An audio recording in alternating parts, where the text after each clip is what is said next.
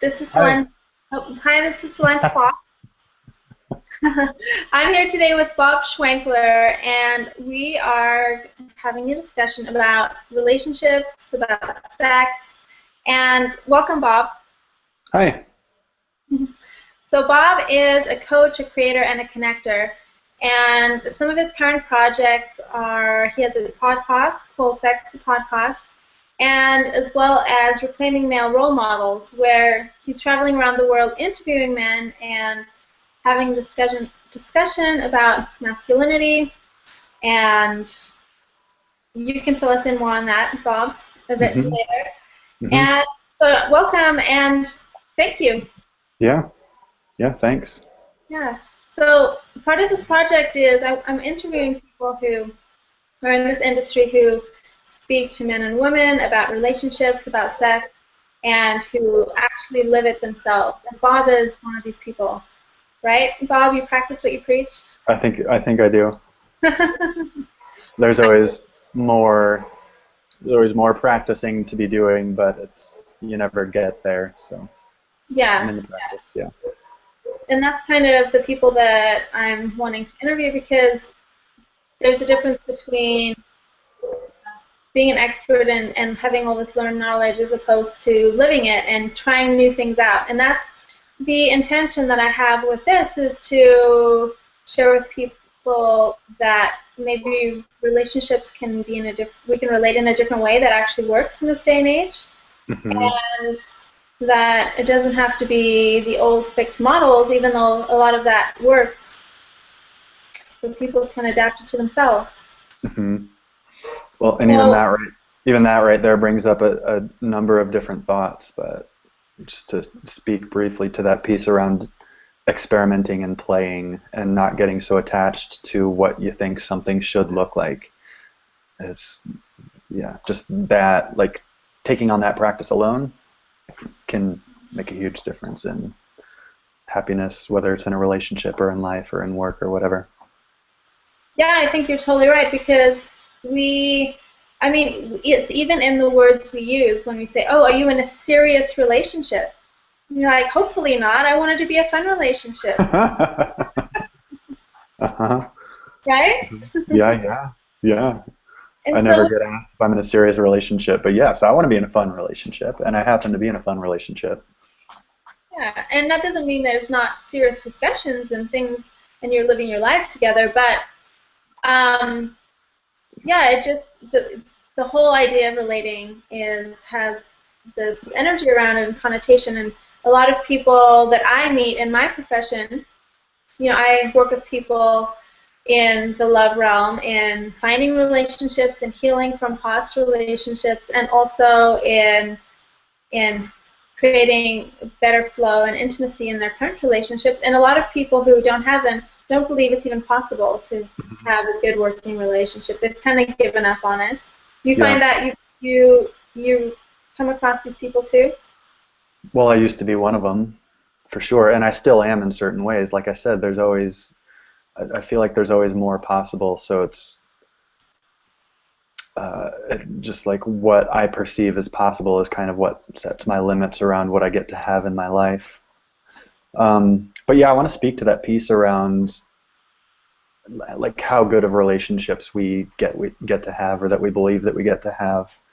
Because about a year and a half ago, a year and a quarter ago, it was Christmas of 2013, I met a man named Nate Bagley who was traveling around the country creating this project called the Love You Mentory. And he was interviewing the happiest couples he could find and creating a podcast series about that. He stayed at our house for a few nights because he was a friend of my sister's. And I started asking him a little bit about what he'd discovered while he was on this trip. And it was questions that I'd been wondering about myself because I was in a relationship, a different one than I'm in now. And while I learned a lot, and while we did have a deep connection on a certain level, there was also a ton of drama in the relationship, and it just felt hard a lot of the time. Um, And it was this question that I wondered. I wondered, do people get to have really amazing, free-flowing, super connected, fun, amazing relationships? I think I just said amazing twice. I wasn't sure. Do people get to have that? Because I didn't see that modeled from my own parents. They're still together and they're happy in certain ways, but there is this ceiling of connection and happiness that has become really apparent to me as I've grown older. And I don't remember being modeled amazing relationships as a boy growing up. And so it was this question that I wondered, is this all that I get? Do I have to settle for this? And I asked him what his experience was, and he was like, no, you get to have incredible, amazing relationships. He's like, the sky's the limit, pretty much. Mm-hmm. And I started listening to his podcasts and listened to a number of different episodes during this period of time when my then girlfriend and I were just in the process of splitting up. And there's this idea that I'm a huge fan of, which is that one of the maybe like the most fundamental thing that we need to do to create change in our lives and to get what we really want, or at least what we think we really want, is to raise our expectations. Yeah. So when I go and I listen to this podcast with these couples who have these incredible relationships, and there's one of them, they've been married for 7 years or something, and they're just so in love, and they're talking about how every night they're just in love with each other, and they're like, every night is a sleepover. And they meant it, they were totally serious. They meant it 100%. And it kind of stuck in me. It got lodged in me, and it raised my bar for what's possible, and it raised my expectations for what I get to have and what I get to experience in a relationship. And there are a few other steps that I could speak to around the process of creating the relationship that I'm in, but that really feels like one of the most fundamental pieces, is simply knowing that it's possible. Yeah, I think that's totally right. And that expectation part of it, I mean, this ties into so many things. We attract the relationship we think we deserve, but more than that, I loved how you said we don't have wonderful, amazing, rich, full, fulfilling, fun relationships really modeled to us. We don't see them around. Yep. A lot like you, I didn't have amazing relationships, and the reason I got into this is not because I had amazing relationships. It was the lack thereof, and I wanted to find out. I knew there must be more to life, right? And it's raising that bar and thinking, okay, I know it's possible. I'm not going to settle for anything less, or not even that. But one thing I was just speaking about last night is I hear all the time, I want this amazing relationship, but I know it's going to be hard, and I know it's going to be this and obstacles, and we're going to fight, and I know all that, but I just want to... People say relationships take work. Yes, I know it's going to take a lot of work, and they have all this heavy kind of negative energy that they're placing, that expectation. I know it has to be hard, but it doesn't, I don't believe it needs to be that way. Yeah. And right. I don't either, and my life at this moment is proof that that doesn't have to be true. Mm-hmm. Yeah, it does take conscious conversations, and when there is conflict, to have, or disagreements, to bring it up in a good way and talk about it and work it out and say, okay, I understand. And there's a lot of different aspects that go into that. It's not just flowers and roses and poppies, Yeah. Well, let me tell you a little bit about what I experienced in my relationship, and then what could be useful if you feel like that's a path you want to go down. Is I can talk a little bit more about how, what I believe has allowed Natalie, who's my girlfriend now, what has allowed Natalie and I to create this relationship and to kind of move toward it and end up creating it. Yeah, I would love to hear that. Thank you. So I'm just smiling even trying to think about it. Like, our relationship is so fun. We have a ton of fun with each other, whether we're just hanging out or waking up in the morning or going to bed at night. We're co-creating this project called Sex the Podcast, and we've been having a ton of fun doing that. And like our main focus in Sex the Podcast has just been what lights us up and what would we really love to do. Who would we love to talk to? What would we love to talk to them about? How would we love to spread the word about this project? And so one way for us that involves filming videos together, and we're just laughing and giggling the whole time. And we really are bringing this, kind of exemplifying the fact that sex, for sure, doesn't need to be this serious, emotional topic all the time. It gets to be fun and it gets to be playful, and certainly the relationship piece is an extension of that. And one of the things that I knew that I wanted after I was splitting up with my former girlfriend that I was talking about was I wanted processing emotions to feel easy and to feel fluid. Easy is not the right word, because emotions are emotions, and they come into us, or they come up, they come up for us, and they feel like the world is going to end sometimes, and we feel like we don't know what we're going to do with them, and I worry that they're going to ruin my relationship, and I'm never going to be able to get over a certain thing, and all of this dark, gloomy stuff.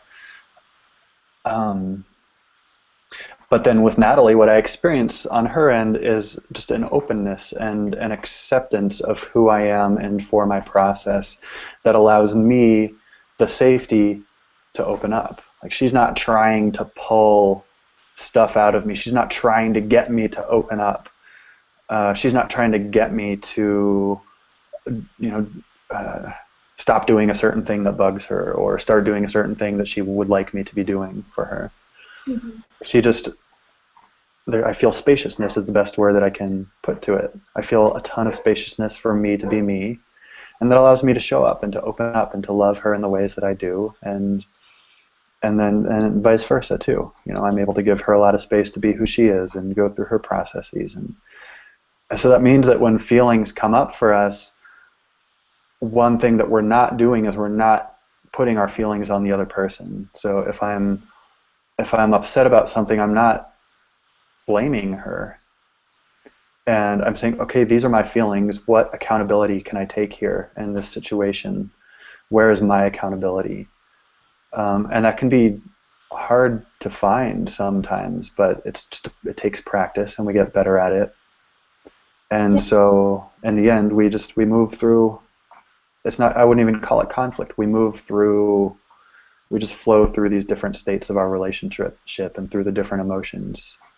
I like that. I like how you call it that flow through, because it is that. And I also appreciated what you were saying. You're not drawing things out, like, okay, because I do believe relationships we're meant to grow and evolve, but that doesn't mean you have to force the person. Like, it's creating the space for you to do it on your own. And I like the way you brought that up. She's not pulling it out of you, but when you have something and it comes up, you can work through it together. Yeah. And another thing that I think that I want to touch on that you mentioned is love. If you noticed in the beginning when you started to speak about your relationship with Natalie, you said love about 5 or 6 times, maybe more. I wasn't counting, And I really think that's what it's about. We get so hung up about all the other things around it, and it's about loving the experience that you're in, about loving the person you're with all the time. Including this person, me. That's the most important person to love. I'm so glad you bring that up, because that's one thing that I'm passionate about. Is in my work, you have to love yourself first before anything else is even possible. Yeah. And so some of the ways that I do that are by just committing to my own growth and my own process. I spend money on personal growth stuff. It's like my life. This is what I do for people, but it's also what I do with people. Yeah. I invest in myself. I read books. I go to trainings. I talk to people about it. I create support networks and support systems for myself in my social community. I'm continually working to improve and solidify my self-care practices. Mm-hmm. All of those things. I think that's so important, and I do believe that a lot of us think that that love is natural, relationships are natural, sex is natural. You just have to be born and know how to do it, you know? And I don't think that that's, first, it hasn't been modeled to us. And so I love that you're bringing this up about, no, that you're taking time and money and energy and actually putting it into self-care practices and learning and developing yourself, because that's super important. Mm-hmm. Especially in this area, you know, any area in your life, if you want richness, improved vitality, if you want to be a good athlete, you work on it, you put energy into it, and I think relationships are the exact same. Mm-hmm. And most people wait until they're in a relationship to put the energy into it instead of preparing for it before, like you were saying, doing self-work and learning about that. So also about sex. I think more people should learn about sex, all the different amazing things even possible within it. And what do you Mm-hmm. think? You speak a lot about sex, don't you? More and more, yeah. It's becoming a bigger part of my life these days. Oh, yeah. How long have you and Natalie been doing Sex the Podcast? Well, the idea just appeared, it just popped itself into our consciousnesses. The idea came to us just not even 4 months ago, and we'd actually just we were making love and we were hanging out on the bed talking, and afterward, and I forget what she was talking about exactly, but I was like, we should do a podcast about sex. We should call it Sex the Podcast. And here we are 3.5 months later, and we just released our first episode with a brilliant man named Rob Candell, who actually helped co-found One Taste, which is the company that does oming and orgasmic meditation. Fantastic conversation that could be found at sexthepodcast.com. Yeah, so it just felt right. It felt perfect, and we're making it happen. Awesome. Mm-hmm. Well, good. Let me see. I took some notes. I have another thing that I wanted to talk about. And we haven't spoken about this, so I'm not sure your take, but I want to bring it up because I think it relates to what you said earlier about a relationship being fun and have it be laughter-filled and light and playful and spontaneous, and also space. I love that you brought that space in, because as people, we're in this struggle, I think, between closeness and space, because we want both and need both. But we get into relationships and we get too close sometimes and can't see ourselves and the other person, and this enmeshing goes on, and so I like that you said that. But another thing is, I know that in some circles the whole idea of twin flames, I don't know, we've never spoken about this. I've heard the term. I haven't. I think it means something specific, very specific, that I haven't read about, but my takeaway is that it just means kind of a deep soul connection. Okay. So I know a lot about this and have spoken to people, and at one time people would tell me, oh, you're in a twin soul relationship, and when you're in this relationship, it's like this, the flame is burning and it's going to burn away all your crap, and it's super hard. It's like the hardest thing you're ever going to have to do, and the relating is difficult, and it's so painful, but at the end it's going to be good, you know? That's what that brings to mind for me, is saying I'm going to go to college, go to graduate school, get a 6-figure job, and work for 30 years until I can retire and go on vacation. Exactly. And I think it's the new age conscious-y movement of, I love the way you said that, bringing that old paradigm into a relationship and putting the shroud of like new agey cool stuff on it. And I wanted to bring it up because a lot of my followers talk about that, and I don't believe that it needs to be that way, right? And I love that spontaneous, the laughter, the lightness. Yeah, and that's just that piece, again, it goes back to what we believe is possible. And you know, you're speaking to, okay, we're in this twin flame relationship. We're gonna burn really intensely, and all of our emotional crap's gonna get burned off, and then we're gonna be wide open to the world, and we're gonna be deeply connected and experience bliss. And and um, oh man, I had a thought, and I got so animated that it left me. Oh, but yeah, like if that's the frame that you're putting on your relationship, like if you're saying my relationship is this thing, then that's what it's going to be. It's so true. And Yeah. Yeah. and And if you really, it's not like you can just like sit down and say, okay, my relationship's going to be playful and happy all the time, and that's just how it's going to be. You know, things don't work based on wishful thinking like that. But for me, I'm a huge believer in the idea that everything, life, relationship, sex, everything is a practice. And you spoke to this earlier, is that, okay, if I want and so I'm even like noticing my language, if I want. It yeah. takes stopping and saying, you know, I don't want this anymore. And sometimes that takes getting fed up and saying, I'm done with a twin flame relationship, and I'm done with waiting for things to be awesome. And I want it now. I want to start moving it toward it right now. And it means that you start the practice. You find one little thing that you can incorporate into your life. You go to a course, or you start a self-care practice, or you start listening to a podcast. And soon that integrates itself into your being and your consciousness, and you have a little bit more solid of a foundation. And then you say, okay, and at some point something else is going to appear to you. Say, oh, I would like to take that and integrate that into my practice. And soon you've got this really solid foundation of self that you're working from. And maybe it's going to mean you're going to be like, oh, this twin flame relationship that I was in, actually all myself and my partner were looking for was actually drama, and we're actually just scared to leave each other. This is a fear-based relationship.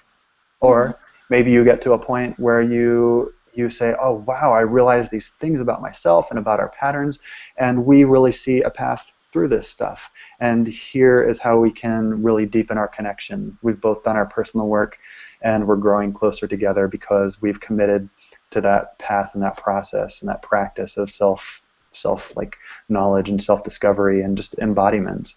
Mm-hmm. Yeah. Awesome.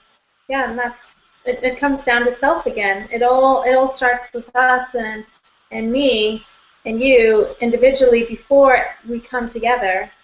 And I think that's my message that I like to tell people. A lot of times people come to me wanting a relationship, but we never work on the relationship because it's like, okay, this relationship needs nurturing first and love and care. And yeah. So And Natalie works primarily with single women who want to find amazing relationship, and so she works with women who want to do that work, who are ready to do that work, so that they can create the relationship that they would love to have. that's awesome. Cool. Yeah. Well, good. Thank you for this discussion. And is there anything else you'd like to add? I think I just want to mention that Sex the Podcast is just launched. Again, the website's sexthepodcast.com, and we're just really excited to bring both people who have been working in the world of sex and relationships for many years, and also the normal couple down the street who have amazing sex lives, but who you haven't ever heard of, and just having honest, vulnerable, playful conversations around sex with them, and raising the bar for what's possible. So if that's interesting to anybody, people are like, no, I don't want to have amazing sex life. I don't want playfulness and openness. If that's something that you'd like, you can go to sexthepodcast.com and check it out. And yeah, that's the one place I would want to send people to.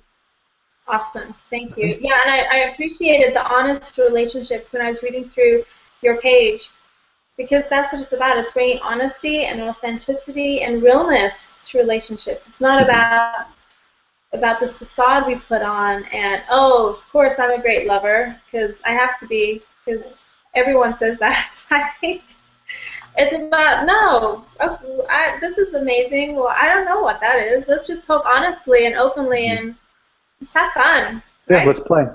Let's experiment. Play.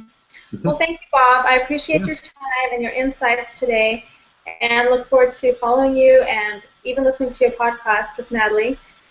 And if the viewers today love this and you want to hear more interviews with amazing people on their topics of relationships, sex, relating to yourself, to other people, you can follow me at salentafox.com and get little love nuggets deposited to your email if you desire. So have a great day, Bob, and thank you again. Yeah, you're welcome. Bye-bye.